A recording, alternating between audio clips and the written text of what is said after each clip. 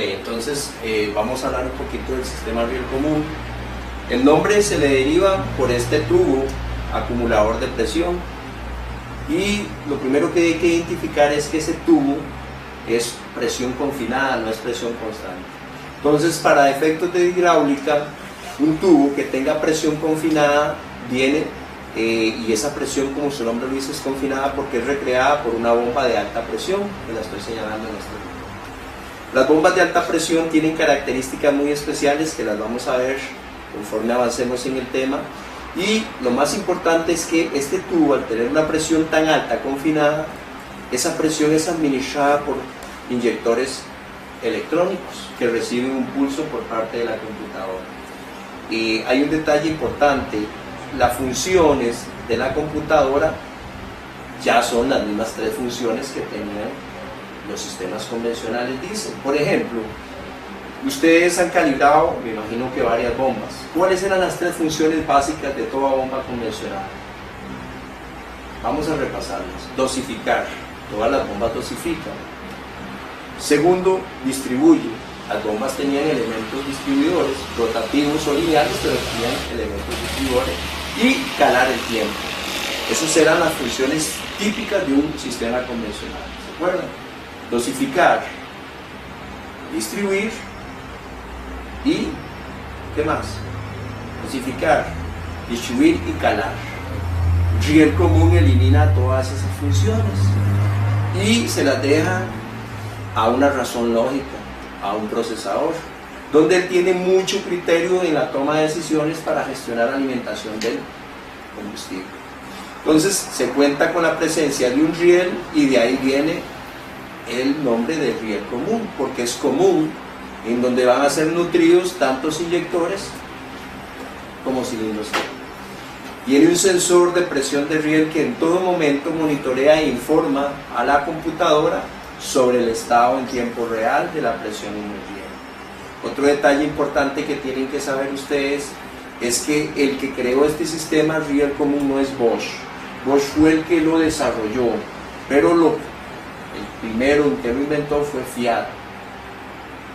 Fiat, en un sistema de inyección Unijet, ya por ahí de finales de los 90, manda su prototipo, no le alcanza económicamente para el desarrollo del producto riel común, y lo toma Bosch, que es un imperio, y lo desarrolla y lo vende al grupo PSA y al grupo BAC.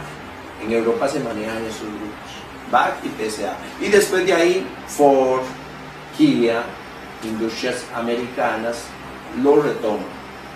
Ok, esto que están viendo aquí es la configuración típica de un sistema riel común: bomba de alta, tubos de alta presión, riel común e inyectores electrónicos, y la presencia de un sensor de presión de riel. Eso es lo más básico. Lógicamente no vamos a llegar hasta ahí, vamos a ampliar un poco más el tema. Características de la inyección: esas curvas que están ahí son la semejanza que hay de lo que era convencional con lo que es riel común. Si tengo un eje aquí Y y un eje X, y a este le meto presión y a este RPM, yo puedo notar en los sistemas viejos el gran problema: conforme las RPMs iban aumentando el régimen, la presión iba aumentando. Entonces era un problema, porque el conductor, el operador del vehículo, bajaba el pie del acelerador, se levantaban las RPM y la presión de la bomba se levantaba. Entonces el gobernador entraba en conflicto entre el pie del acelerador y la presión de la bomba, y tenía que cumplir, porque las bombas, por ejemplo, convencionales, ustedes saben que la manera de inyectar era variando caudal. Ellas no trabajan por presión, trabajan por caudal. Entonces, si yo quiero mantener un pulso de inyección, tengo que meterle más caudal al inyector. No toco presión, porque los inyectores, díganme ustedes que son laboratoristas, si no tienen un punto de apertura fijo, no es variable, ¿verdad? Todos los inyectores tienen un punto de apertura fijo. Usted no lo puede manipular, lo puede calibrar y montar, pero de ahí en fuera ustedes no lo pueden absolutamente variar. Entonces la bomba lo que hace para vencer a ese punto de apertura, es nada más meter un caudal sostenido a esa presión de apertura, y si quiero más combustible le meto más caudal, si quiero menos combustible le meto menos caudal. Riel común ya no tiene ese problema, señores, porque como pueden notar la curva característica de los sistemas riel común, yo puedo tener a bajas revoluciones presiones considerablemente altas, puedo hacer pendientes o fases, mesetas, sin que me altere el régimen del motor. Es porque aquí no existe el regulador mecánico.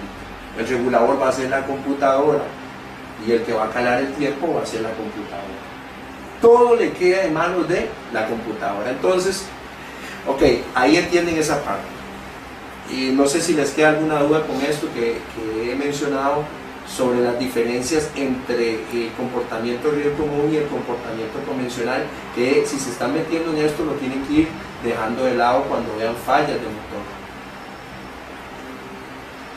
Ok, por ejemplo, dentro del cambio notable viene la preinyección. Eso nunca en diésel se había visto. Habían inyectores mecánicos que tenían dos fases por medio del resorte, pero eso es vagamente una cosquilla a la par de lo que hace un sistema electrónico. Por ejemplo, aquí podemos ver el desarrollo de la preinyección, ven, el desarrollo de la presión con preinyección. Esto que está aquí, señores, para que ustedes entiendan, es punto muerto superior, lo ven aquí, antes del punto muerto superior y posterior al punto muerto superior. Cuando el pistón viene en compresión, la presión viene aumentando, y unos grados antes hay un chorrito de inyección llamado preinyección, que tiene la finalidad de hacer una atmósfera previa en temperatura y turbulencia a la inyección principal. Entonces es como un punto de apoyo. Ya el diésel no entra en una cámara que no está dispuesta, sino todo lo contrario, entra en una cámara de combustión que reúne condiciones muy especiales para una combustión. Esa preinyección se da grados antes y hace que esto celeste y los picos de presión máximos se den bien alejados del TDC. ¿Ven el TDC aquí? Punto muerto superior. Eso se los explico yo a los estudiantes SINA, por ejemplo, enseñándoles de que el pistón va hacia arriba y se requiere que el costalazo máximo, que el empuje máximo se dé muchos grados después de que el pistón viene más bien para abajo. En el motor diésel convencional, con sistemas de bombas convencionales, el pico máximo se lo llevaba muy cerca del TDC, entonces el codo del cigüeñal no tenía el angular para recibir la fuerza y se producía el golpe característico del motor diésel, ese clac, clac, clac, clac, clac, y yo aceleraba, clac, clac, clac, clac, clac, clac, clac, y ahí todo el mundo sabía que venía un Land Rover, eso pasaba. ¿Por qué? Porque el retardo de encendido que vimos al inicio provocaba picos de presión que los vamos a ver en la línea punteada rojo. La línea punteada rojo es sí, convencionalmente como era antes, viene todo normal, se da la inyección y los picos de presión se pegaban muy cerca del TDC, claro, y ocasionaba eso. Había una carencia de lo que es la preparación de la mezcla. Riel común en todas sus 4 marcas que vamos a ver, Delphi, Denso, Siemens y Bosch, trabajan con preinyección, al punto que es tan buena que ya no se practica una preinyección. En este momento se están practicando, como en Bosch, hasta 3 o 4 preinyecciones, y en Denso se están utilizando 2 preinyecciones.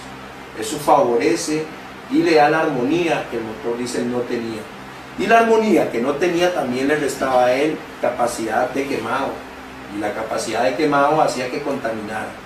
El motor diésel contaminaba un poquito, aunque él es más ecológico, más amigo del medio ambiente. Los sistemas convencionales tenían a contaminar un poco más que lo que el riel común. Profesor, eso que usted está hablando siempre se da, pero con el calentamiento. El calentamiento es otro aspecto.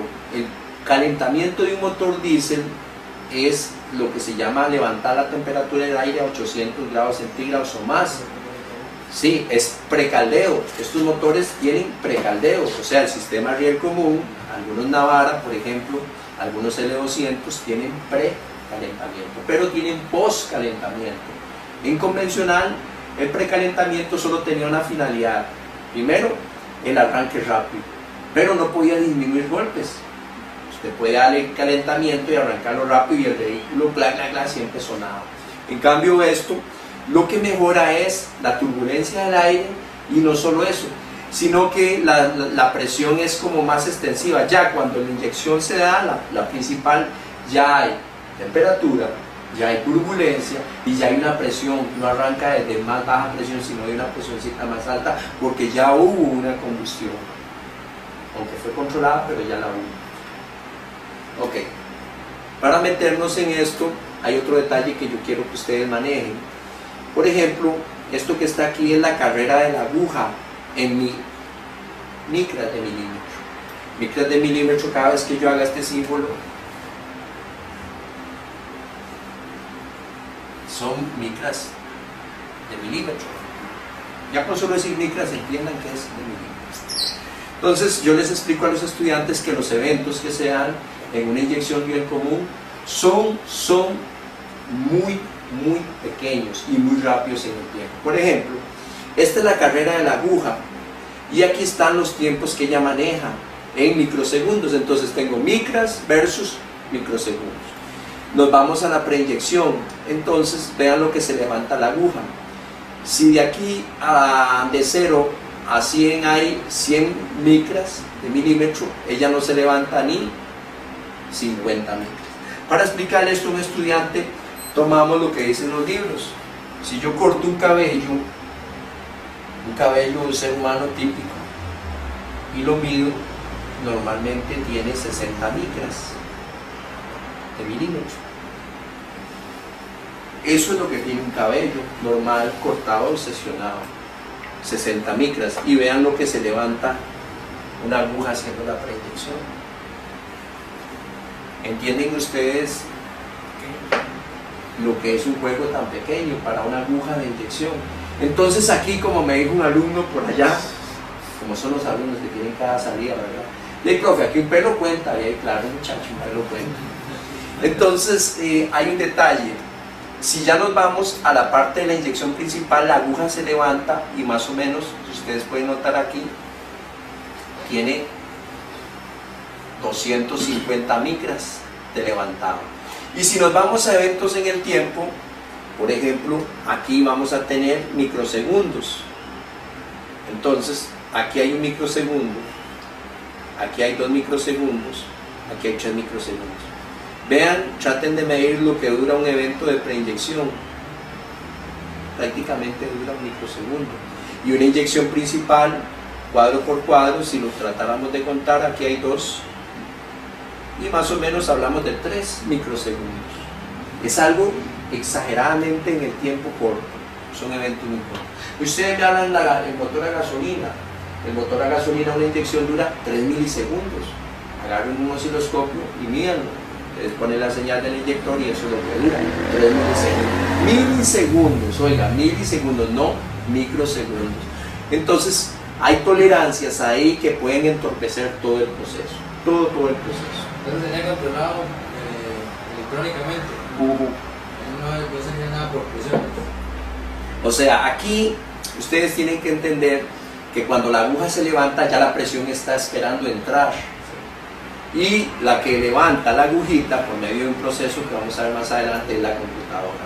Y tiene la capacidad de disparo de hacer hasta 6 eventos, una principal y 4 pre, o al revés, 3 pre, una principal y 2 post-inyecciones, porque aquí se maneja el concepto de post-inyección. O sea, después de la principal, cuando el motor va en fuerza, se le tira inyección a ese pistón, pero para otra finalidad que ya no es fuerza, porque él ya entregó su fuerza. Entonces, metalícense pre, principal y post. Aquí se maneja eso en todos los 4 sistemas. ¿Alguna duda con esto?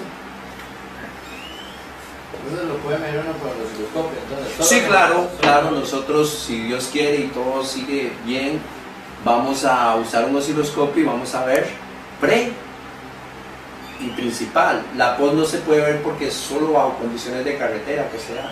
La computadora es inteligente. Por eso a mí me hace gracia Riteve cuando agarra un vehículo riel común y le pega el acelerador para ver la entrega. Ella jamás le va a dar la entrega a un vehículo que está en vacío, aparcado, jamás, ¿verdad? Entonces eso falta un poquito de cabeza, ¿verdad?, de los que dirigen la prueba.